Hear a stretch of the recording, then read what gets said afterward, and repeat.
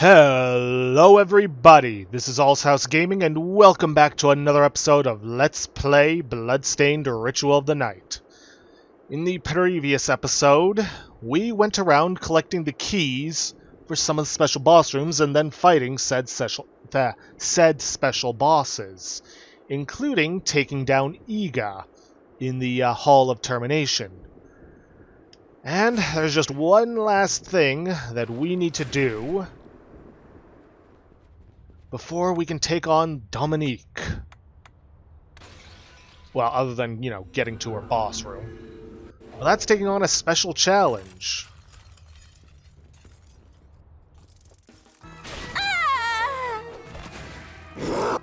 Started by going up into this secret area, and then heading for another secret area, where we must interact with this bookcase. Which takes us to the 8-bit nightmare.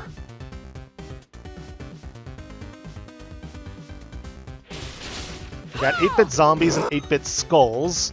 8-bit zombies have a 4% chance to drop the summon 8-bit zombie shard. 8-bit skulls have the 4% chance to drop an 8-bit fireball shard.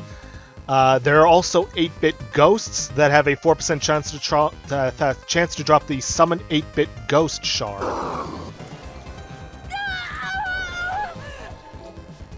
8-bit fireball. Throw an 8-bit fireball in the designated direction. And it actually is 8-bit. Let me just show it to you. Let's see.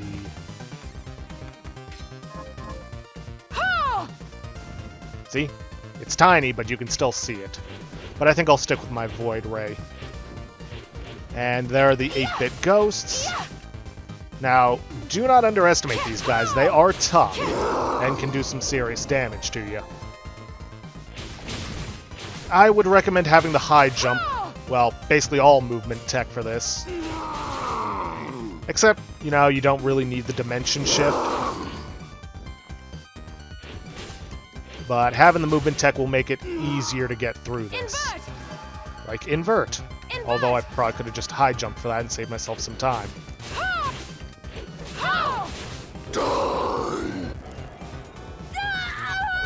And the 8-bit ghost give us summon 8-bit ghost.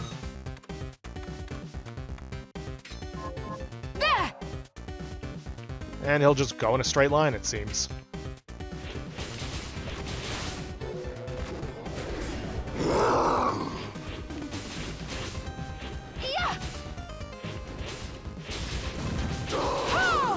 I don't get why those fireballs aren't doing any damage to me. It's actually kind of weird. There it is.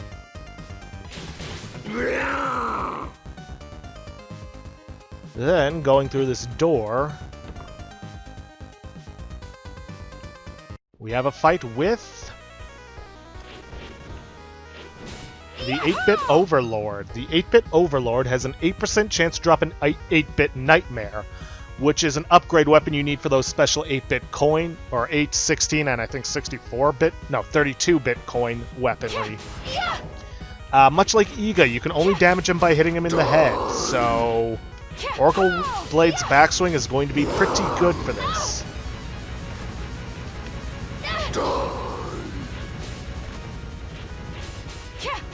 Oh boy. I also made a ton of exquisite steak for healing.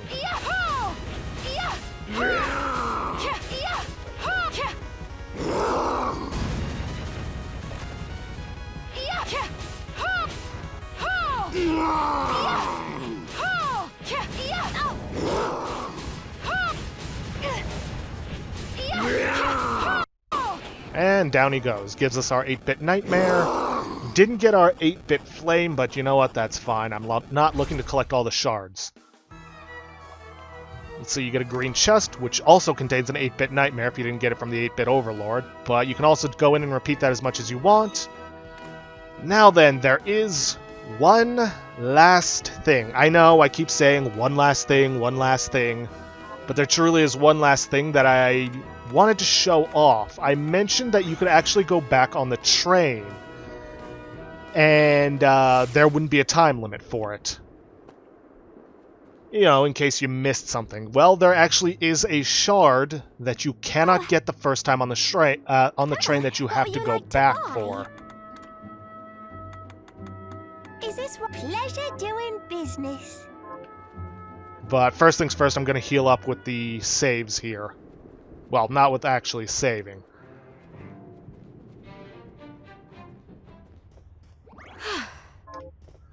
Now, I will see you guys back on the train in, well, just a moment.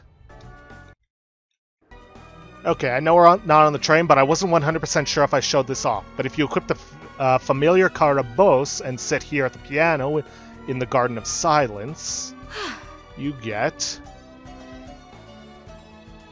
this little number. Cinder and blight veil the air, bring the night, and your eyes they close. Sweet repose suspended, the hours fly, years go by.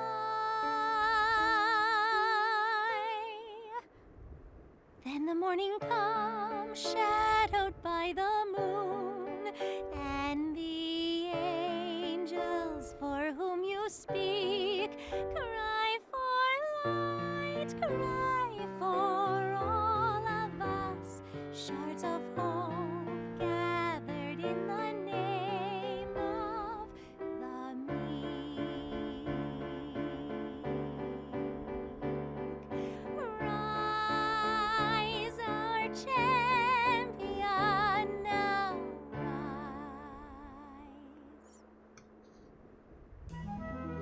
And doing that will actually get you an achievement. I don't know off the top of my head what it's called. But anyways, with that, I will now see you guys in the, on the train. Well, on second thought, it turns out there were some other things I missed. There's a green chest right here that contains a moon belt. Which, let's see, well, there's our gold power ring. No, a ring that increases attack power in proportion to your wealth. No. And moon belt, a weapon with a moon design that improves your backstep ability. How?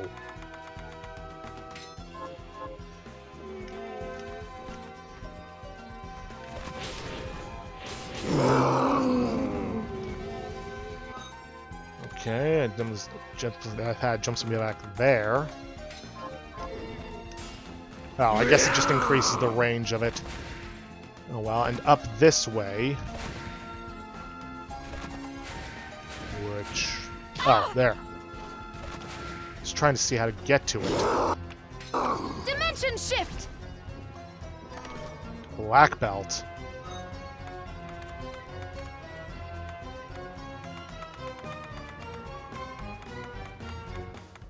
Let's see. Belt worn by Eastern Masters of the Martial Arts increases attack speed. Not bad, but I don't think it was 100% worth it. Shift! Now then. And I promise this time, I will see you guys on the train. Okay then, back on the platform, if you run all the way to the end, you'll find that you can board the train. This time around, you do not have a time limit on this. And the enemies are also a joke. But if we make our way through to over here, then we sit and wait, and something will happen.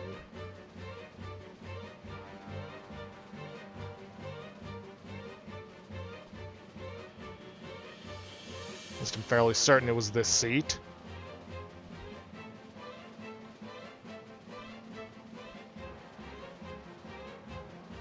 Come on.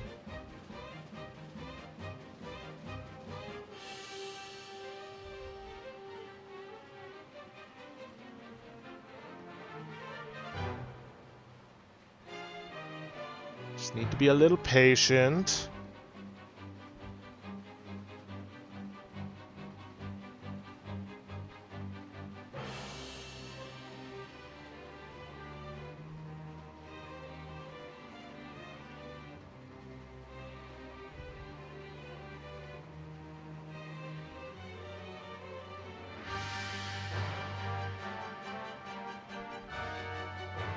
Well, what's supposed to be happening is that there's supposed to be something that you're seeing that gets closer and closer and closer to the train every time until eventually it jump scares you. Oh, here we are. Ah, yeah, there it is. Every time you blink, it gets a little bit closer. There it is. This is a very missable enemy that can kill you very easily. Holy shit. Yeah, that happened. And I'm pretty sure I don't have the...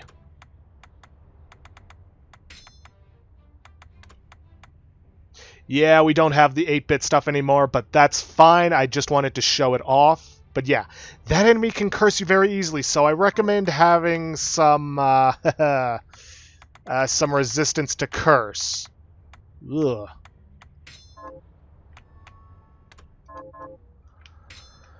But yeah, with that, well, there's no sense in delaying it any further. I am going to head to the Glacial Tomb. I do want to grab this one green chest over here that I missed beforehand. The rest are blue chests, I think. I don't know. I'll check this one, see if that was the green chest or if that was the green chest. But then after that, we're going to head after Dominique. I'll see you guys in just a moment. Okay then, back in the Glacial Tomb, in this area, on the way to the Gremory fight, there is a green chest right over here that I missed, containing a Fragorock. Dimension shift! But yeah, without that, there's really nothing else. I know there's probably tons and tons of secrets that I've missed along the way, but honestly, it would be filler and... Dimension shift! Dimension shift! And I don't really see the point in going after it. Dimension shift! Just delaying the fight, or the final fight time and time again. Dimension shift! So, let's just go after it, or go after Dominique.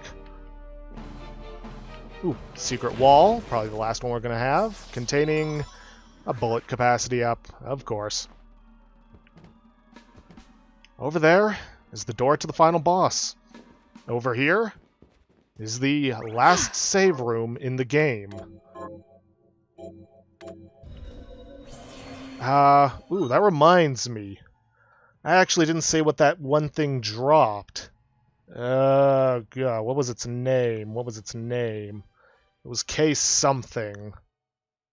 Kamikaze? No. Give me a minute. Blood Grinder Knight? No. Killer Barber? No. Kune Kune? I think it was? Give me a minute to look this up.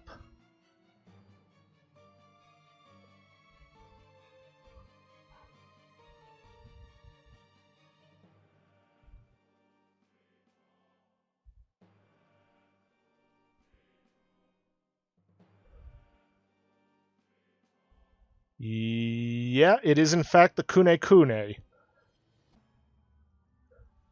So, turns out you actually can't get resist curses before it. It has a 15% to drop percent chance to drop platinum and a 12% chance to drop a resist curses shard. But if you're trying to get all the shards in the game, because you do get an item, I believe from I've forgotten his name. Johannes, that increases shard drop rate. So if you're trying to farm up to get, you know, more powerful shards, sure. But beyond that, no, nothing else. Did I make a hard save?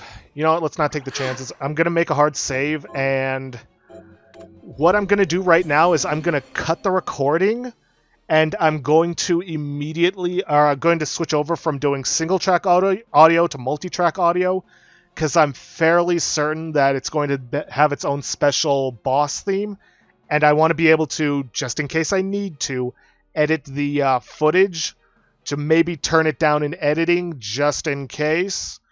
Because remember, what is recorded on here is different from what I'm hearing through my headphones. and I have no way of telling if it's going to be too loud or too quiet. So yeah, I'm going to cut the recording here. I will be right back.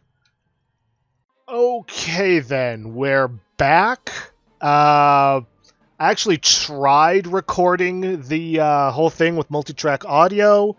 The recording failed, and after reviewing the footage, I decided that A, it's not too loud, so B, I'm just going to swap back to doing single-track audio, and it should hopefully be fine.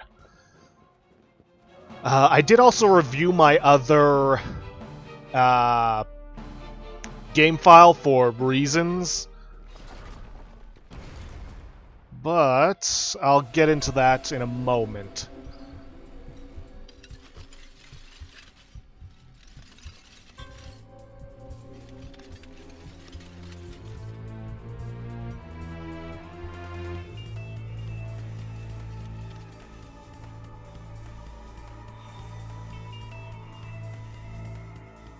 So even Gramarye has failed me. Alfred was afraid of what you could do with the shards. Look at you. Is that what you wanted? The crystal? You betrayed us, Dominique. Oh, don't think me ungrateful. I have you and Johannes to thank for teaching me the alchemist's lore and how to control the shards. Why are you doing this?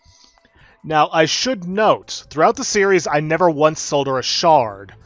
If you do sell her shards, she will actually have an extra line here along the lines of, "Shards that, I might add, you willingly gave to me. Your sacrifice shall be my triumph," or something along those lines. Beyond that, there's really no difference either in gameplay or in dialogue if you did or did not sell her a shard. Because once again, the demons appeared, and once again God stayed silent. While his servants were slaughtered mercilessly one by one. So I began to wonder, what if there is no God? What if the Lord we grovel and pray before is a lie, and our faith draws power from some other nameless, unspeakable thing? If so, I wash my hands of it. Because God can rot, I decided to seek a higher power, the power to slay gods. Do you realize how many people have died as a result? They deserve to die because they were weak, and more will follow until I obtain all I desire. This whole mess wasn't enough for you? If the last summoning had been enough, I wouldn't have had to bring you here. You're after a more powerful demon. Sheeple's crystal wasn't enough to summon it, so you needed mine instead. Smart girl. I like that. But your crystal was too clean, too pure. So I made sure you would obtain shards and acclimate yourself to demonic power. Then Gramarye could possess you after the battle with Jebel had worn you down. If Zangetsu hadn't betrayed me... Doing the right thing isn't a betrayal. You know what? I never expected to be put in a corner like this. You leave me no choice but to play my final card.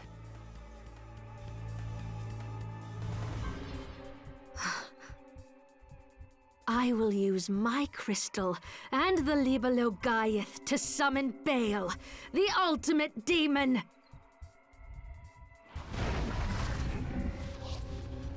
Do you realize what will happen to you?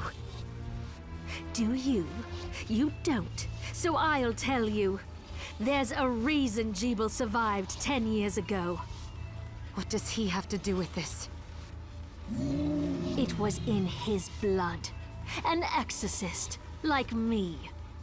Our blood suppressed the crystal corruption and effectively spared his life.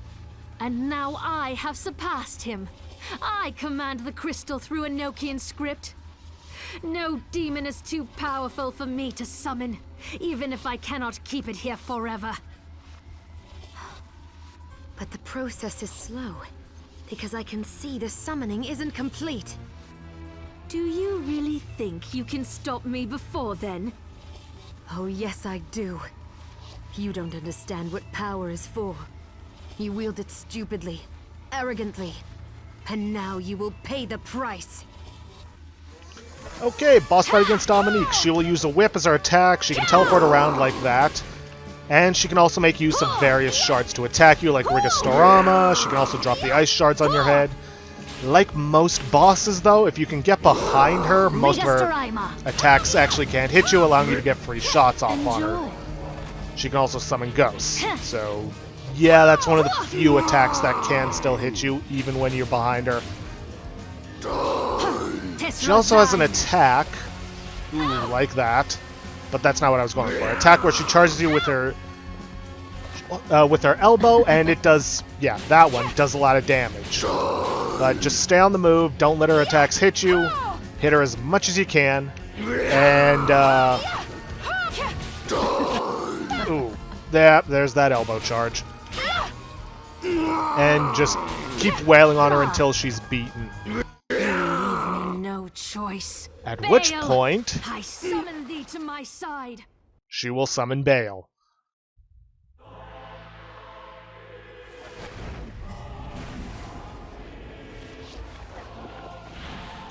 And you're going to be standing on top of him.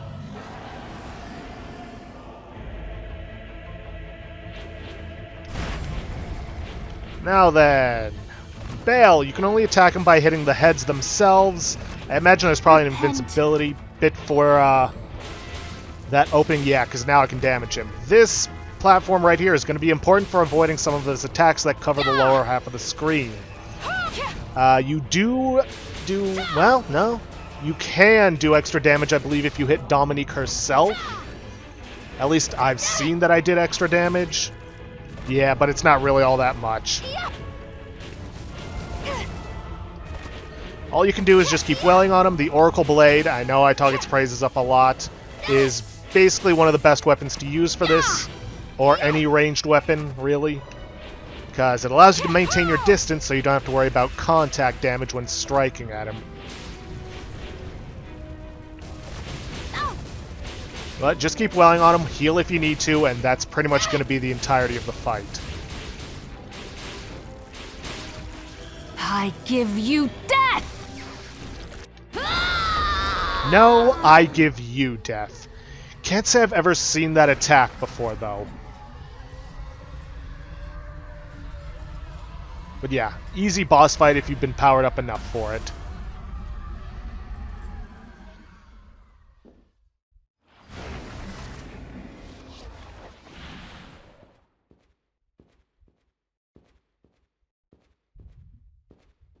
Dominique. She could have done so much good, but... I know. Wait. The Liber Logaeth. The book that started it all. What are you going to do with it? The same thing the Master was trying to do. Before he died, he inscribed Enochian letters onto each of the castle's structural weaknesses. Now, I will use the book to perform a rite here at the heart of the castle. The rite will activate the Enochian script and send the castle and demons back from whence they came. So that's what Alfred was trying to accomplish. We need to begin. Stand back, Miriam.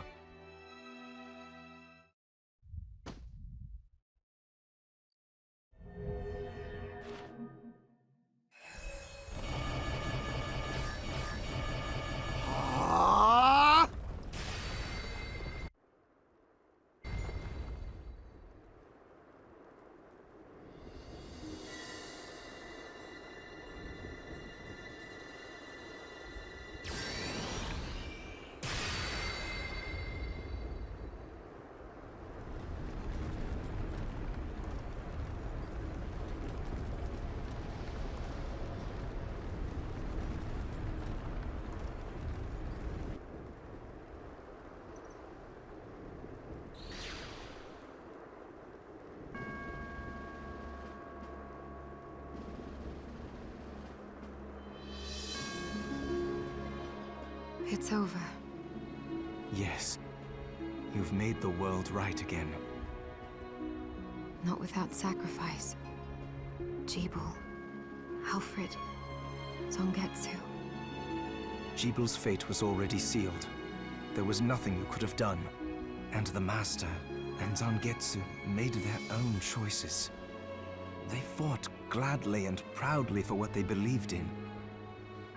Lives like theirs deserve to be celebrated. True. And demons still remain in this world. We can grieve later, after finishing the last of them off. That reminds me. The Master took note of how I was forestalling your corruption and suggested some improvements. I think I might be able to stop the crystal from overtaking you permanently. Really? I can't make any promises, but yes, I think. Well, thank you, Johannes. You're very welcome. Come on, let's go home. All right.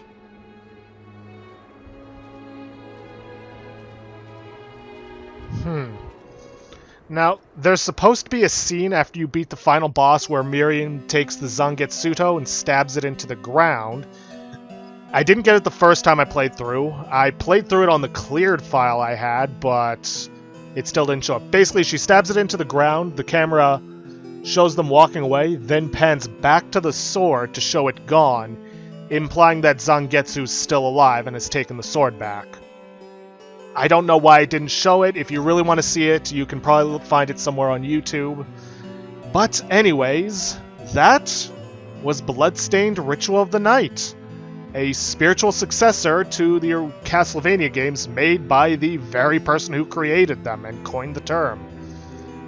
I really enjoyed this game. I liked the story, I liked the exploration.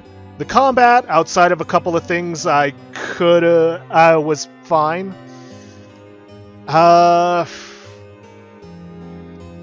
Beyond that, I don't really have much else to say. The art I thought was pretty good. Weaponry and all the weapons we had access to was good, even though I pretty much ended up just sticking to the Flying Blade and the Oracle Blade. Oh well. Or Flying Edge Oracle Blade. Let's see. Complaints. I really didn't like all the grinding you would have to do to get the resources. If I had played through legitimately and tried to get those resources, I never would have gotten all the weapons and materials I would have gotten, because it would not have been worth it. Even with the free time that I had from, you know, having to wait on the all that's going on in the world right now with certain events. Which is why I resorted to using the cheat table and cheat engine to get all the resources I needed, because holy hell, the grind was not worth it. As for the other thing, contact damage.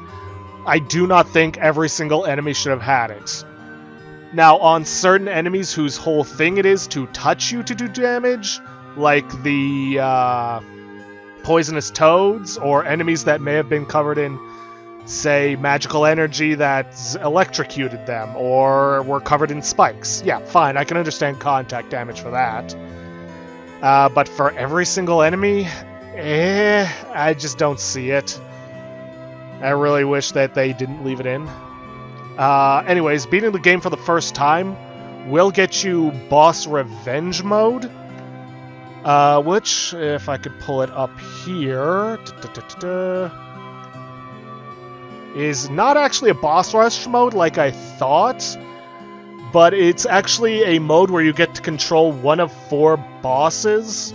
Andrealphus, which was who we got the double jump from, Bathin, whom we got that reflector ray from, Bloodless, that we got the bloodsteel from, and Gremory, whom I don't think really needs any introduction.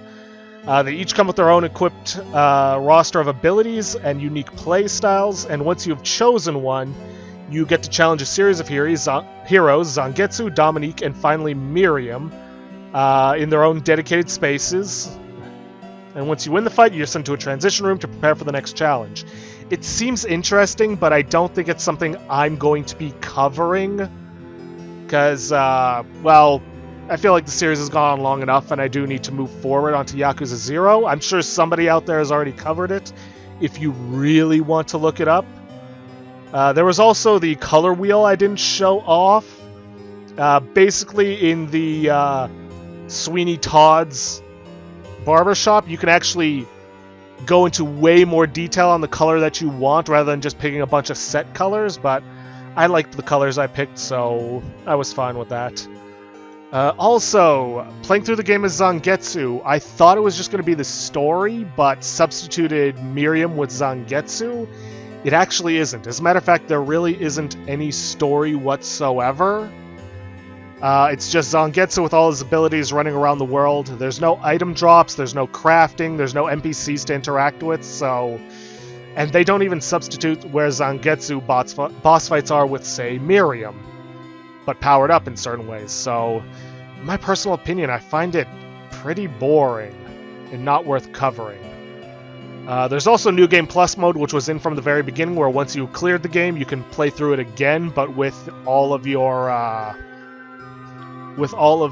abilities and weapons. It's good if you want to play through the story, but feel like super powerful while doing it. You know, get revenge on those bosses you might have struggled against. Beyond that, I don't really have anything else to say. Really enjoyed the game. I liked the story. I liked the way it looked. Other than the issues that I mentioned, I really have nothing else to say. With that, if you guys like what you see, please leave a like, subscribe for future content. If you didn't watch Monday's episode, then I basically announced there that I will be moving on to Yakuza 0 for the next main series because the votes never went beyond 1 for each of the series except for Shadowrun, which never got any votes, but that makes sense. Our last series was just Shadowrun. And beyond that, don't really have anything to say. But if you could, please leave a comment down below this video, and I will hopefully see you guys in the next series. Thanks for watching. Oh, also, when it gets to the Kickstarters, I'm going to fast forward through them so that we can get through all of the credits. Just letting you know that. Okay. Bye, guys.